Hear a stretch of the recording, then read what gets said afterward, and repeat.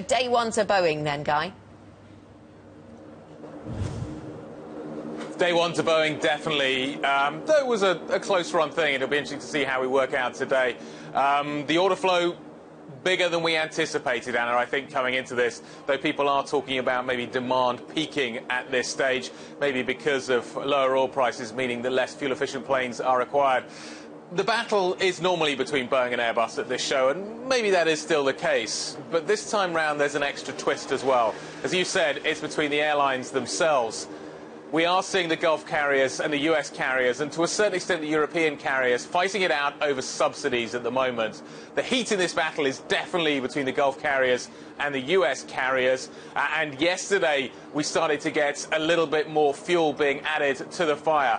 We spoke to Qatar's CEO, Mr. Akbar Al-Bakr, and he made it very clear that the One World Alliance, which he recently joined, which includes American Airlines, his airline's membership of that could be in doubt.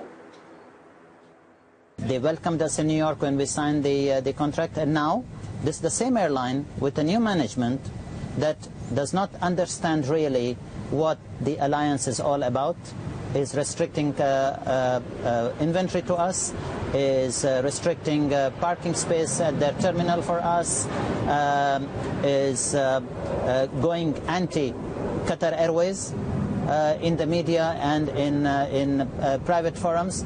So what is all this alliance relationship about? If this is the way alliance is going to be run, then we don't want to be part of it. We can go do it alone. You would leave One World? Yes, if we see that the situation is not going to improve.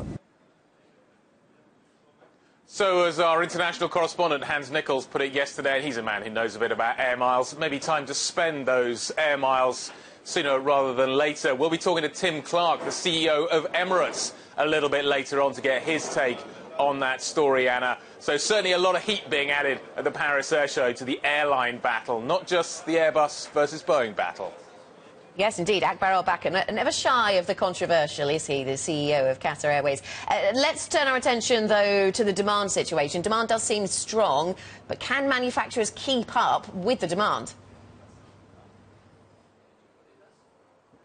Well, that's been the perennial question for quite some time, Anna, but it's really germane here at this show because the big manufacturers are now going through ramp-up programs for the 787, the A350, the A320 new engine option, the NEO, and it's the latter of those programs that I think the biggest question hangs over. They're trying really to make sure that the supply chain can actually deliver the big ramp-up that they're delivering at the moment. They're talking about raising the possibility of manufacturing 60 of those aircraft Airbus every single month. I talked to Fabrice Bregier yesterday. He's the CEO of Airbus, and he says, well, they're looking at the possibility of raising manufacturing to 60.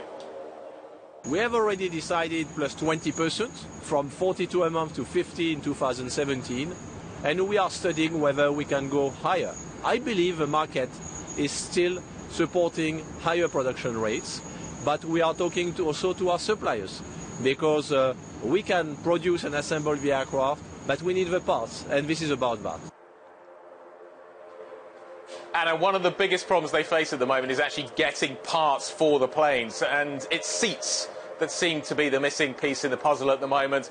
Some of the seat manufacturers have been having quite significant problems actually delivering the numbers that Airbus requires. So Airbus has had to step in, get their supply chain sorted out and try and make this happen. So it's not just the OEMs, the Boeings and Airbuses that are in focus at the moment. It's very much the supply chain that people are talking about here in Paris. Anna, back over to you.